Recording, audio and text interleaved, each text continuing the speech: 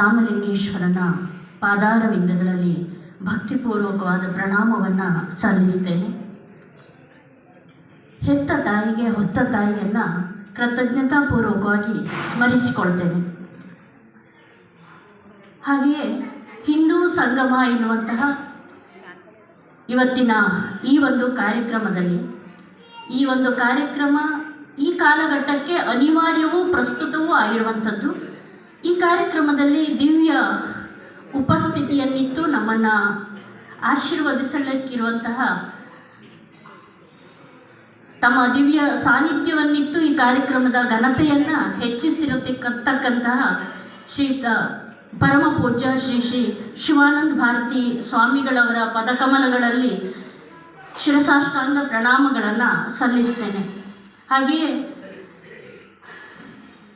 ತಮ್ಮ ದಿಕ್ಸೂಚಿ ಭಾಷಣದ ಮೂಲಕ ನಮ್ಮಲ್ಲಿ ಇರುವಂತಹ ಅಂತಃಸತ್ವವನ್ನು ಬಡಿದೆಬ್ಬಿಸಿ ಒಂದು ಪ್ರೇರಣಾದಾಯಕ ಮಾತುಗಳನ್ನು ಆಡಲಿಕ್ಕಿರುವಂತಹ ಸಾಮಾಜಿಕ ಸಾಮರಸ್ಯ ಪ್ರಾಂತ ಸಂಯೋಜಕರಾದಂತಹ ಶ್ರೀಯುತ ಕೃಷ್ಣಮೂರ್ತಿಯವರಿಗೂ ಕೂಡ ನನ್ನ ಪ್ರಣಾಮಗಳು. ಹಾಗೂ ಮಲವಳ್ಳಿ ಮಂಡಳದ ಅಧ್ಯಕ್ಷರಾದಂತಹ ರಾಘವೇಂದ್ರ ಭಟ್ರವರಿಗೂ ಕೂಡ ಪ್ರಣಾಮಗಳನ್ನು ಸಲ್ಲಿಸ್ತಾ, ಇಲ್ಲಿ ಬಹಳ ಪ್ರೀತಿಯಿಂದ ಬಹಳ ಆಸ್ಥೆಯಿಂದ ಶ್ರದ್ಧೆಯಿಂದ ನಮ್ಮ ಕಾರ್ಯಕ್ರಮ ಇದು ಅಂತ ಬಂದಂತಹ ಮಲವಳ್ಳಿಯ ಸಮಸ್ತ ಹಿಂದೂ ಬಂಧು ಭಗಿನಿಯರಿಗೆ ನನ್ನ ಪ್ರಣಾಮಗಳು. ಒಂದು ಮಹಿಳಾ ಪ್ರತಿನಿಧಿಯಾಗಿ ನನ್ನನ್ನು ಕರೆದು ನೀವು ಗೌರವಿಸಿದ್ದಕ್ಕೆ ನಾನು ಕೃತಜ್ಞತೆಯನ್ನು ಮೊದಲಾಗಿ ಸೂಚಿಸ್ತೇನೆ. ಏಕೆಂದರೆ ಇಲ್ಲಿ ನನಗಿಂತಲೂ ಪ್ರಾಜ್ಞರು ಬಹಳಷ್ಟು ಜನ ನೀವಿದ್ದೀರಿ. ಆದರೂ ಬಾಲ ಭಾಷೆಯಲ್ಲಿ ಒಂದೆರಡು ಮಾತುಗಳನ್ನು ನಾನು ಆಡಿದರೆ ಅದನ್ನು ನೀವು ಪ್ರೀತಿಯಿಂದ ಸ್ವೀಕರಿಸ್ತೀರಿ ಅಂತ ನಾನು ಭಾವಿಸ್ತೇನೆ. ಗುರುವರಿಯರು ಇದ್ದಂತಹ ವೇದಿಕೆ, ಜೊತೆಗೆ ಇಲ್ಲಿಯ ಮಣ್ಣಿನ ಸಂಸ್ಕೃತಿ ಜಾನಪದೀಯ ಕಲೆ ಮೇಳೈಸಿದಂತಹ ವೇದಿಕೆ, ಇಂತಹ ವೇದಿಕೆಯಲ್ಲಿ ಒಂದೆರಡು ಮಾತುಗಳನ್ನಾದರೂ ಆಡುವುದಕ್ಕೆ ಯೋಗ ಬೇಕು ಅಂತ ನಾನು ಭಾವಿಸ್ತೇನೆ. ರಾಷ್ಟ್ರೀಯ ಸ್ವಯಂ ಸೇವಕ ಸಂಘ ಇದಕ್ಕೆ 100 ವರ್ಷ ಕಳೆದಿದೆ. ಈ ಶತಾಬ್ದಿ ಸಂದರ್ಭದಲ್ಲಿ, ಈ ಐತಿಹಾಸಿಕ ಸುಸಂದರ್ಭದಲ್ಲಿ ಆಯೋಜನೆಗೊಂಡಂತಹ ಕಾರ್ಯಕ್ರಮ ಇದು. ಅರ್ಥಪೂರ್ಣವಾದಂತಹ ಕಾರ್ಯಕ್ರಮ. ನಮ್ಮ ಸಂಸ್ಕೃತಿ, ನಮ್ಮ ಸಂಘಟನೆ, ನಮ್ಮ ರಾಷ್ಟ್ರೀಯತೆ ಇದೆಲ್ಲವೂ ಕೂಡ ಬಿಂಬಿಸುವಂತಹ ಕಾರ್ಯಕ್ರಮ ಇದು. ರಾಷ್ಟ್ರೀಯ ಸ್ವಯಂ ಸೇವಕ ಸಂಘ 100 ವರ್ಷವನ್ನು ಪೂರೈಸಿತು ಅಂತಂದರೆ ಅದು ಕೇವಲ ಕಾಲಗಣನೆ ಅಲ್ಲ, ಅದರ ದಾರಿ ಏನು ಸುಗಮ ಆಗಿರಲಿಲ್ಲ. ಇದು ತ್ಯಾಗದ ಪಯಣ, ಸಾಧನೆಯ ಶಿಸ್ತು ಅಥವಾ ಶಿಸ್ತಿನಲ್ಲಿ ಸಾಧನೆ ಅಲ್ಲ, ಇದು ಮೌನ ಸೇವೆಯ ಮಹಾಕಾವ್ಯ ಅದು. ಏಕೆಂದರೆ ತನ್ನ ಉದಾತ್ತವಾದಂತಹ ಚಿಂತನೆಯ ಮೂಲಕವಾಗಿ ಸಮಾಜದಲ್ಲಿ ಯಾರೇ ಸಂಕಷ್ಟಕ್ಕೊಳಗಾಗಲಿ ಮೊದಲಾಗಿ ಬಂದು ಸಹಾಯ ಹಸ್ತವನ್ನು ನೀಡುತ್ತಾ, ಯಾವ ಜಾತಿ ಭೇದ ಇಲ್ಲದೆ ನಿಸ್ವಾರ್ಥವಾಗಿ ಮಾನವೀಯತೆಯನ್ನು ಮೆರೆಯುವಂತಹ ಒಂದು ಏಕೈಕ ಸಂಘ ಅಂತ ಇದ್ದರೆ ಅದು ರಾಷ್ಟ್ರೀಯ ಸ್ವಯಂ ಸೇವಕ ಸಂಘ. ಇಂತಹ ಸಂದರ್ಭದಲ್ಲಿ ಒಂದು ಅರ್ಥಪೂರ್ಣವಾದಂತಹ ಕಾರ್ಯಕ್ರಮ ಇವತ್ತು ನಡೀತಾ ಇದೆ. ನಾವೆಲ್ಲ ಹಿಂದೂ, ನಾವೆಲ್ಲ ಒಂದು ಎನ್ನುವಂತಹ ಘೋಷ ವಾಕ್ಯದಲ್ಲಿ ನಾವೆಲ್ಲ ಇಲ್ಲಿ ಸೇರಿದ್ದೇವೆ. ನಮ್ಮ ಸಂಸ್ಕೃತಿ ಬೇರೆ ಬೇರೆ, ನಮ್ಮ ಆಚಾರ ಬೇರೆ ಬೇರೆ, ಆದರೆ ನಮ್ಮ ವಿಚಾರ ಒಂದೇ. ನಮ್ಮ ಭಾಷೆ ಬೇರೆ ಬೇರೆ ಇರಬಹುದು, ಆದರೆ ನಮ್ಮ ಭಾವ ಒಂದೇ. ಏಕಂ ಸತ್ ವಿಪ್ರ ಬಹುಧಾ ವದಂತಿ ಅಂತ ಹೇಳ್ತಾರಲ್ಲ, ದೇವ ನಾಮ ಹಲವು, ದೇವ ಒಬ್ಬ. ಸತ್ಯದ ಮಾರ್ಗಗಳು ಬೇರೆ ಬೇರೆ ಇರಬಹುದು, ಆದರೆ ಸತ್ಯ ಒಂದೇ. ಹಾಗಾಗಿ ಒಂದು ನದಿ ತನ್ನ ಪಥವನ್ನು ಬೇರೆ ಬೇರೆ ದಿಕ್ಕಿನಿಂದ ಬದಲಿಸಿದರೂ ಕೂಡ ಸೇರುವುದು ಸಮುದ್ರಕ್ಕೆ. ಹಾಗಾಗಿ ನಮ್ಮಲ್ಲಿ ವೈವಿಧ್ಯತೆ ಇದ್ದರೂ ಕೂಡ ನಮ್ಮ ಗಮ್ಯ ಯಾವುದು ಕೇಳಿದ್ರೆ ಸನಾತನ ಎನ್ನುವಂತಹ ಏಕತೆಯತ್ತ ನಮ್ಮ ಗಮ್ಯ. ಹಾಗಾಗಿ ನಾವೆಲ್ಲರೂ ಒಂದು ಎನ್ನುವಂಥದ್ದನ್ನು ಸದಾ ನಾವು ಜಾಗೃತವಾಗಿ ಇಟ್ಟುಕೊಳ್ಳಬೇಕು. ನಮ್ಮ ವಿಭಿನ್ನವಾದಂತಹ ಸಂಸ್ಕೃತಿಯನ್ನು ನಾವು ಕಾಣುತ್ತೇವೆ. ಜೊತೆಗೆ ಸಹಬಾಳ್ವೆ, ಸಹಿಷ್ಣುತೆ, ಸಂಸ್ಕೃತಿ, ಸಭ್ಯತೆ, ಇದೆಲ್ಲದರ ಜೀವಂತ ಪರಂಪರೆ ಇದು ನಮ್ಮ ಹಿಂದುತ್ವ. ನಮ್ಮ ಹಿಂದೂ ಸಂಸ್ಕೃತಿಯ ಮೇಲೆ ಅನೇಕ ದಾಳಿಗಳನ್ನು ಆದದ್ದನ್ನು ನಾವು ನೋಡುತ್ತೇವೆ. ಆದರೂ ಈ ಸಂಸ್ಕೃತಿ ಇಷ್ಟು ಗಟ್ಟಿಯಾಗಿ ಇದೆ ಅಂತಂದರೆ ಈ ಸಂಸ್ಕೃತಿಯ ಬೇರು ಅಷ್ಟು ಗಟ್ಟಿಯಾಗಿದೆ.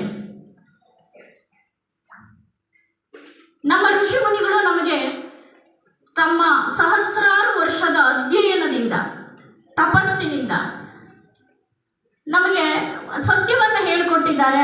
ಅವರು ಕಂಡುಕೊಂಡಂತಹ ಸತ್ಯವನ್ನು ಅವರು ಗ್ರಂಥದಲ್ಲಿ ಇಡಲಿಲ್ಲ, ಬದಲಾಗಿ ನಮ್ಮ ಆಚರಣೆಯಲ್ಲಿ ನಮಗೆ ತಂದುಕೊಟ್ಟರು. ಅವರು ಹಬ್ಬ ಹರಿದಿನಗಳಲ್ಲಿ ನಾವು ಅದನ್ನು ಅಳವಡಿಸಿಕೊಂಡ್ವಿ, ನಮ್ಮ ನಿತ್ಯ ಕೈಂಕರ್ಯದಲ್ಲಿ ಅಳವಡಿಸಿಕೊಂಡ್ವಿ. ಹಾಗಾಗಿ ಆ ಒಂದು ಸಂಸ್ಕೃತಿಯ ಪರಂಪರೆ ನಿರಂತರವಾಗಿ ಉಳಿದುಕೊಂಡು ಬಂತು. ಅದೇ ರೀತಿ ನಮ್ಮ ಆಹಾರ ಪದ್ಧತಿ, ಯಾವ ಕಾಲಕ್ಕೆ ಯಾವ ಆಹಾರವನ್ನು ನಾವು ಸ್ವೀಕರಿಸಬೇಕು, ಹೇಗೆ ಸ್ವೀಕರಿಸಬೇಕು, ಹಬ್ಬ ಹರಿದಿನಗಳಲ್ಲಿ ಹೇಗೆ ಸ್ವೀಕರಿಸಬೇಕು, ಸತ್ವಯುತವಾದಂತಹ ಸಾತ್ವಿಕ ಆಹಾರ ಅದು ಹೇಗೆ ನಮ್ಮ ದೇಹಕ್ಕೋ ಮನಸ್ಸಿಗೆ ಅದು ಯೋಗ್ಯ, ಎಲ್ಲವನ್ನ ಬೆಳಗ್ಗೆ ಎದ್ದಾಗಿನಿಂದ ರಾತ್ರಿ ಮಲಗುವವರೆಗಿನ ನಮ್ಮ ಒಬ್ಬ ಮನುಷ್ಯನ ನಿತ್ಯ ಕೈಂಕರ್ಯಗಳು ಹೇಗಿರಬೇಕು ಎಲ್ಲವನ್ನು ನಮಗೆ ಕಂಡುಕೊಟ್ಟಿದ್ದಾರೆ. ನಾವು ಹೊಸದಾಗಿ ಅನ್ವೇಷಣೆ ಮಾಡುವುದು ಏನೂ ಇಲ್ಲ. ಅದನ್ನು ಅನುಷ್ಠಾನ ತರುವುದೊಂದೇ ಇದೆ. ಹಾಗಾಗಿ ಅದು ಆ ಹಬ್ಬ ಹರಿದಿನಗಳಲ್ಲೋ ನಮ್ಮ ಆಚರಣೆಯಲ್ಲೋ ಅದು ನಿತ್ಯ ಜೀವನದ ಒಂದು ಅಂಗವಾಗಿ ಬಂದಿದ್ದಕ್ಕೆ ಅದು ಉಳಿದುಕೊಂಡು ಬಂತು. ತಲೆಮಾರಿಂದ ಪೀಳಿಗೆಯಿಂದ ಪೀಳಿಗೆಗೆ ಕ್ರಮವಾಗಿ ಅದು ಕೈದಾಟಿಸ್ತಾ ಬಂತು. ಅದಿಲ್ಲವಾದರೆ ನಮ್ಮ ಸಂಸ್ಕೃತಿಯ ಮೇಲೆ ಅದೆಷ್ಟು ದಾಳಿ ಆಯಿತು ನಿಮಗೆಲ್ಲ ಗೊತ್ತೇ ಇದೆ. ಮೊಘಲರೋ, ಪೋರ್ಚುಗೀಸರೋ, ಡಚ್ಚರು, ಆನಂತರ ಬ್ರಿಟಿಷರು, ಸುಮಾರು 200 ವರ್ಷಗಳ ಕಾಲ ಬ್ರಿಟಿಷರು ನಮ್ಮಲ್ಲಿ ಉಳಿದುಕೊಂಡಿದ್ರು. ಮೊದಲು ಈಸ್ಟ್ ಇಂಡಿಯಾ ಕಂಪನಿ ಅಂತ, ಆನಂತರ ಒಂದು 90 ವರ್ಷಗಳ ಕಾಲ ನಮ್ಮನ್ನು ಆಳುವುದಕ್ಕೆ. ಆಗ ಆ ಸಮಯದಲ್ಲಿ ನಮ್ಮ ಸಂಸ್ಕೃತಿಯ ಮೇಲೆ ನಮಗೆ ಸ್ವಲ್ಪ ವಿಭ್ರಮೆಯಾದದ್ದು ಸತ್ಯ. ನೋಡಿ, ಅವರು ಬ್ರಿಟಿಷರು ಈ ಭಾರತೀಯರನ್ನ ನಮ್ಮನ್ನು ತಮ್ಮೊಳಗಾಗಿಸಿಕೊಳ್ಳಬೇಕು ಅನ್ನುವ ಕಾರಣಕ್ಕಾಗಿ ನಮ್ಮ ಗುರುಕುಲಗಳನ್ನೆಲ್ಲ ನಾಶ ಮಾಡಿ ಮೆಕಾಲೆ ಶಿಕ್ಷಣವನ್ನು ತಂದರು. ಜೊತೆಗೆ ಈಗ ನಮ್ಮ ಉಡುಗೆ ತೊಡುಗೆಗಳು, ವೇಷಭೂಷಣಗಳು, ನಮ್ಮ ಆಚಾರ ವಿಚಾರಗಳು ಇದೆಲ್ಲ ಮೌಢ್ಯ, ಇದೆಲ್ಲ ಅನಾಗರಿಕ ಎನ್ನುವಂತಹ ಭಾವವನ್ನು ನಮ್ಮೊಳಗೆ ಹುಟ್ಟಿಸಿದ್ರು. ಅದನ್ನು ಒಪ್ಪಿಕೊಂಡ್ವಿ, ನಾವು ಇಂಗ್ಲೀಷ್ ಕಲ್ತ್ವಿ. ಆ ಕಾಲಕ್ಕೆ ಬಹುಶಃ ಇಂಗ್ಲೀಷು ಎನ್ನುವ ಭಾಷೆ ಆ ಪ್ರಭಾವ ಎಲ್ಲಿಯವರೆಗೆ ಇತ್ತು ಅಂತ ಕೇಳಿದರೆ ನನಗಿನ್ನೂ ನೆನಪಿದೆ. ನಾನು ಚಿಕ್ಕವಳಿರುವಾಗ ಯಾರಾದರೂ ಇಂಗ್ಲೀಷ್ ಮಾತಾಡಿದರೆ ಬಹಳ ಅವರಿಗೆ ಪ್ರಾಜ್ಞರು ಅನ್ನುವಂತಹ ಭಾವ ನಮಗೆಲ್ಲ ಬರ್ತಾ ಇತ್ತು. ಇಂಗ್ಲೀಷ್ ಮಾತಾಡ್ತಾರಲ್ಲ, ಭಾಳ ಬುದ್ಧಿವಂತರು ಅನ್ನೋದು ಅಂಥದ್ದೊಂದು ಭಾವ. ಅದೊಂದು ಕೇವಲ ಒಂದು ಭಾಷೆ ಅನ್ನುವ ಪರಿಕಲ್ಪನೆ ಈಗ ನಮಗೆ ಗೊತ್ತಾಗಿದೆ. ಆ ಕಾಲಕ್ಕೆ ನಾವು ಎಳೆಯವರಿರುವಾಗ ನಮಗದು ಅರ್ಥ ಆಗ್ತಾ ಇರಲಿಲ್ಲ. ಯಾಕೆಂದರೆ ಅವರ ಬ್ರಿಟಿಷರ ಪ್ರಭಾವ ಅಂದರೆ ಒಂದು ಮಾನಸಿಕ ದಾಸ್ಯಕ್ಕೆ ನಾವು ಒಳಗಾಗಿಬಿಟ್ಟಿದ್ವಿ. ನಮಗೆ ಅದು ಇಂಗ್ಲೀಷ್ ಮಾತಾಡಿದರೆ ಅವರು ಭಾಳ ಪ್ರಾಜ್ಞರು, ಬುದ್ಧಿವಂತರು. ಪ್ಯಾಂಟ್ ಶರ್ಟ್ ಆಗಿ ಸೂಟು ಬುಟ್ಟು ಹಾಕ್ಕೊಂಡು ಬಂದರೆ ಏನೋ ಭಾಳ ನಮಸ್ಕಾರ ಅಂತ ಅನ್ನಬೇಕು. ಇಂಥದ್ದೆಲ್ಲ ಭಾವ ನಮ್ಮೊಳಗ ಆ ಕಾಲಕ್ಕೆ ಇತ್ತು. ಆದರೂ ಕೂಡ ನಮ್ಮ ಸಂಸ್ಕೃತಿ ಇನ್ನೂ ಹಾಗೆ ಉಳ್ಕೊಂಡು ಬಂದಿದೆ ಅಂತಾದರೂ ಅದರ ಬೇರು ಗಟ್ಟಿಯಾಗಿದೆ. ಆದರೆ ಈ ಕಾಲಕ್ಕೆ ಇನ್ನೂ ಅದರ ಬೇರು ಎಷ್ಟು ಗಟ್ಟಿಯಾಗಿದೆ ಅಂತ ನೋಡುವ ಪ್ರಯತ್ನ ನಾವು ಮಾಡಬಾರ್ದು. ನನ್ನ ವಿವೇಚನೆಗೆ ನಾನು ಯೋಚಿಸಿರುವಂಥದ್ದು ಒಂದು 2 ತಲೆಮಾರು ಬಹುಶಃ ಈ ಪ್ರಭಾವಕ್ಕೆ ತುತ್ತಾಯಿತು. ಒಂದು, ನಮ್ಮ ನಾಡುವವರು ನಮಗೆ ಸ್ವಾತಂತ್ರ್ಯ ಸಿಕ್ಕಿದ ನಂತರ ನಮ್ಮ ನಿಜವಾದ ಇತಿಹಾಸವನ್ನು ಮರೆಮಾಚಿದ್ದು. ಆಗೆಲ್ಲ ನಾವು ಅವರು ಹೇಳಿಕೊಟ್ಟದ್ದನ್ನೇ ಉರು ಹೊಡೆದ್ವಿ. ಯಾರನ್ನೋ ವಿಜೃಂಭಿಸಬೇಕಾಗಿತ್ತೋ ಅವರನ್ನು ವಿಜೃಂಭಿಸಿದೆ, ಮತ್ಯಾರನ್ನೋ ವಿಜೃಂಭಿಸಿದ್ರು. ಅದನ್ನೆಲ್ಲ ನಾವು ಒಪ್ಕೊಂಡ್ವಿ, ಬಾಯಾಟ ಮಾಡಿದ್ವಿ, ಕಲಿತ್ವಿ. ಆದರೆ ಈಗ ಮಾಧ್ಯಮಗಳು ಅನೇಕ ವಿಸ್ತಾರ ಆಗಿರೋದಕ್ಕೆ ನಮಗೆಲ್ಲ ಸತ್ಯ ಗೊತ್ತಾಗ್ತಾ ಇದೆ. ಆ ಕಾಲಕ್ಕೆ ಅದನ್ನೇ ನಂಬಿಕೊಂಡು ಬಂದ್ವಿ. ತದನಂತರದಲ್ಲಿ ನಮಗೆ ಆಧುನಿಕವಾಗಿ ನಾವು ತೆರೆದುಕೊಂಡಾಗ, ಆಧುನಿಕ ಆವಿಷ್ಕಾರಗಳು ಬಂದಂತಹ ಸಂದರ್ಭದಲ್ಲಿ ನಾವು ಹೇಗೆ ಬಾಲ್ಯವನ್ನು ಕಳೆದವೋ ನಮ್ಮ ಮಕ್ಕಳ ಹಾಗೆ ಕಳೆಯುವ ಅವಕಾಶದಿಂದ ವಂಚಿತರಾದರು. ನಾವು ಬಾಲ್ಯವನ್ನೇ ಹೇಗೆ ಕಳೆದ್ವಿ? ಬಹುಶಃ ಒಂದು 50 ವರ್ಷ ಆಸುಪಾಸಿನವರಿದ್ದರೆ, 50 ಮೇಲ್ಪಟ್ಟು ನೀವು ನಿಮ್ಮೊಳಗೆ ಒಂದು ಸಲ ಯೋಚನೆ ಮಾಡಿ. ಬಹಳ ಪ್ರಕೃತಿಯ ಜೊತೆಗೆ ಬೆರೆತು ನಾವು ಬಾಲ್ಯವನ್ನು ಕಳೆದ್ವಿ. ನಮ್ಮ ಹಿರಿಯರು ಇರ್ತಾ ಇದ್ರು, ಒಂದು ಅವಿಭಕ್ತ ಕುಟುಂಬ ಇರ್ತಾ ಇತ್ತು. ಜೊತೆಗೆ ಹಿರಿಯರಿಂದ ಕಥೆಗಳನ್ನು ಕೇಳ್ತಾ ನಾವು ಬಾಲ್ಯವನ್ನು ಕಳೆದ್ವಿ. ನಮಗೆ ಉಡುವುದಕ್ಕೇನು ಬಣ್ಣ ಬಣ್ಣದ ಬಟ್ಟೆ ಇರಲಿಲ್ಲ ಆ ಕಾಲಕ್ಕೆ, ಆದರೆ ಅದೇನು ನಮಗೆ ಕೊರತೆ ಅನ್ನಿಸಲೇ ಇಲ್ಲ. ಬಣ್ಣ ಬಣ್ಣದ ಕನಸುಗಳನ್ನು ನಾವು ಆ ಕಥೆಯನ್ನು ಕೇಳ್ತಾ ಕಳೆದ್ವಿ. ದೇವರ ಪೂಜೆಯಲ್ಲಿ ಎಲ್ಲರೊಟ್ಟಿಗೆ ಕಳೆದ್ವಿ. ಅಂದರೆ ನಮ್ಮ ಹಿಂದೂ ಸಂಸ್ಕೃತಿಯಲ್ಲಿ ಹೇಳ್ತಾರಲ್ಲ, ಒಂದು ದೇವರ ಮುಂದೆ, ಒಂದು ಊಟದ ಮುಂದೆ ಮನೆ ಮಂದಿಯೆಲ್ಲ ಒಟ್ಟಾಗಿ ಕುಳಿತುಕೊಳ್ಬೇಕು ಅಂತ ಹೇಳಿ. ಹಾಗೆ ಅದನ್ನು ನಾವು ಕಳೆದು ಬಂದ್ವಿ ನಾವು. ಆದರೆ ನಮ್ಮ ಮಕ್ಕಳಿರುವ ಕಾಲಕ್ಕೆ ಒಮ್ಮೆಲೆ ಆಧುನಿಕ ಉಪಕರಣಗಳ ಆವಿಷ್ಕಾರ ಆಯಿತು. ನಾವೆಲ್ಲ ಮುಸ್ಸಂಜೆಯಲ್ಲಿ ಭಜನೆ ಮಾಡುವ ಸಂದರ್ಭದಲ್ಲಿ ಟಿ ವಿ ಮುಂದೆ ಕೂತ್ಕೊಳ್ಳುವಾಗಾಯಿತು. ಮೊದಲೇ ರೇಡಿಯೋ ಬಂತು, ಆನಂತರ ಟಿ ವಿ ಬಂತು. ನಮಗೂ ಅರಿವಾಗಲಿಲ್ಲ. ಈಗ ನಮ್ಮ ತಾಯಂದಿರಾಗಿ ನಮ್ಮ ವಯಸ್ಸಿನಲ್ಲಿ ಆ ಮಗ ಟಿ ವಿ ನೋಡಬೇಡ, ಭಜನೆ ಮಾಡೋಣ ಅಂತ ಹೇಳಿ ಇದನ್ನು ಹೊಸ್ತು, ನಮಗೂ ನೋಡಬೇಕು ಅಂತೇಳಿ ತಾಯಂದಿರೂ ಕೊಡ್ತೀವಿ, ಧಾರಾವಾಹಿಯನ್ನು ನೋಡಿದ್ವಿ, ಮಕ್ಕಳು ನೋಡಿದ್ರು. ಆನಂತರ ಮೊಬೈಲ್ ಬಂತು. ಮೊಬೈಲ್ ಬೇಡ ಬೇಡ ಹಿಡಿದುಕೊಳ್ಬೇಡಿ ಅನ್ನುವ ಸಮಯದಲ್ಲಿ ಕೊರೋನಾ ಬಂತು. ನಾವೇ ಮಕ್ಕಳ ಕೈಯಲ್ಲಿ ಮೊಬೈಲನ್ನು ಹಿಡಿಸಿದ್ವಿ. ಈಗ ನಮ್ಮಿಂದ ಅದನ್ನು ಪಡೀಲಿಕ್ಕೆ ಆಗಲಿಲ್ಲ. ಹಾಗಾಗಿ ಏನೆಲ್ಲ ಸಂಸ್ಕಾರಗಳು, ಸಂಸ್ಕೃತಿಯನ್ನು ನಾವು ನಮ್ಮ ಮಕ್ಕಳಿಗೆ ದಾಟಿಸಬೇಕಾಗಿತ್ತೋ ಅದರಿಂದ ವಂಚಿತರಾಗುವಂತಹ ಪರಿಸ್ಥಿತಿ. ಹಾಗಾದರೆ ಯಾರದು ತಪ್ಪು ಅಂತ ಅರ್ಥ ಆಗೋದಿಲ್ಲ. ಆದರೆ ಈಗ ನಮಗೆ ಅರಿವಾಗಿದೆ. ಈಗ ನಾವು ಹೇಳ್ತಾ ಇದ್ದೀವಿ ಮಕ್ಕಳನ್ನು ಬೆಳೆಸೋದು ಹೀಗೆ ಬೆಳೆಸಬೇಕು ಅಂತೇಳಿ. ಇದೆಲ್ಲ ಬಹಳಷ್ಟು ಜನ ತಾಯಂದಿರು ನೀವು ಬಂದಿದ್ದೀರಾ. ಹಾಗಾಗಿ ಈಗ ನಿಮ್ಮೊಟ್ಟಿಗೆ ನನ್ನ ಅನಿಸಿಕೆಗಳನ್ನು ನಾನು ಹಂಚಿಕೊಳ್ಳೋದಕ್ಕೆ ಇಷ್ಟಪಡ್ತೇನೆ. ನಮ್ಮ ಸಂಸ್ಕಾರವನ್ನು, ನಮ್ಮ ಪರಂಪರೆಯನ್ನು ಒಂದು ಪೀಳಿಗೆಯಿಂದ ಮತ್ತೊಂದು ಪೀಳಿಗೆಗೆ ದಾಟಿಸಬೇಕಾದಂತಹ ಗುರುತರ ಜವಾಬ್ದಾರಿ ಇರುವುದು ನಮಗೇನೆ, ಮಹಿಳೆಯರಿಗೇನೆ. ಅದನ್ನು ನಾವು, ಏಕೆಂದರೆ ಹಿಂದೂ ಸಂಸ್ಕೃತಿಯ ಮೂಲ ಬೇರು ಇದು. ಇದನ್ನು ನಾವು ನಮ್ಮ ಮಕ್ಕಳಿಗೆ ದಾಟಿಸಬೇಕಾಗಿದೆ.